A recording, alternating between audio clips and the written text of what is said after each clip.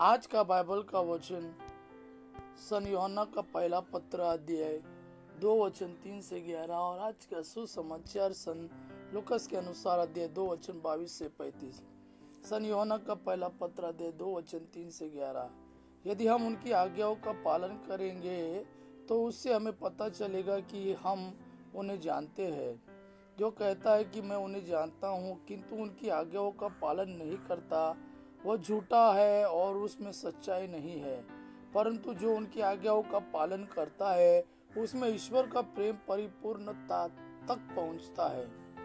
जो कहता है कि मैं उनमें निवास करता हूँ, उसे वैसा ही आचरण करना चाहिए जैसा आचरण मसीह ने किया।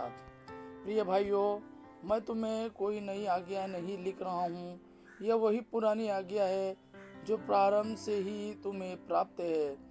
यह पुरानी आज्ञा वह वचन है जिसे तुम सुन चुके हो। फिर भी मैं तुम्हें जो आज्ञा लिख रहा हूँ वह नई है। वह नई इसलिए है कि वह उनमें चरितार्थ हुई और तुम में भी चरितार्थ हो रही है, क्योंकि अंधकार हट रहा है और सत्य की ज्योति अब चमकने लगी है। जो कहता है कि मैं ज्योति में हूँ और अपने भाई से बैर करता है, वह अब तक अंधकार में ही है। जो अपने भाई को प्यार करता है वह ज्योति में निवास करता है और कोई कारण नहीं कि उसे ठोकर लगे। परंतु जो अपने भाई से बैर करता है वह अंधकार में है और अंधकार में चलता है। वह यह नहीं जानता कि वह कहाँ जा रहा है, क्योंकि अंधकार ने उसे अंधा बना दिया है। आज का सुसमाचार सन लूकस के अनुसार अध्याय 2 वचन 22 से 35। जब मूसा की संहिता के अनुसार शुद्धिकरण का दिन आया तो वे बालक को प्रभु को अर्पित करने के लिए यरूशलेम ले गए।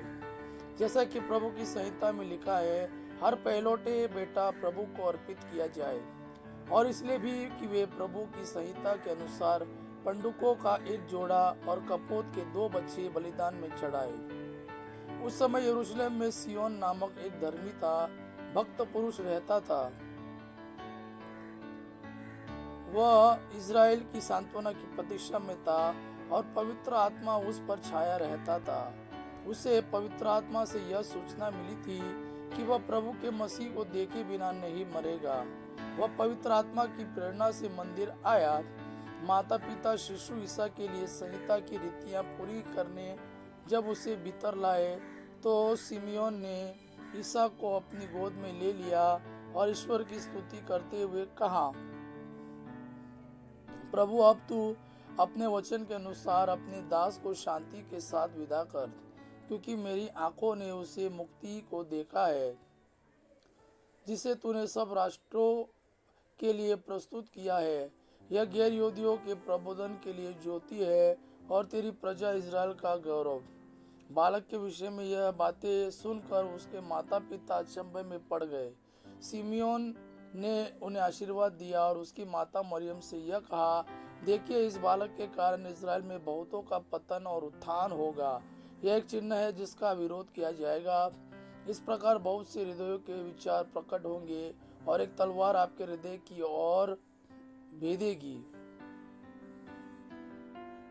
और एक तलवार आपके हृदय को आर पार भेदेगी। यह प्रभु का वाणी है। प्रभु को धन्यवाद। आबा पिता की महिमा और पुत्र यीशु का प्रेम आप पर सदा सर्वदा बना रहे। आमीन।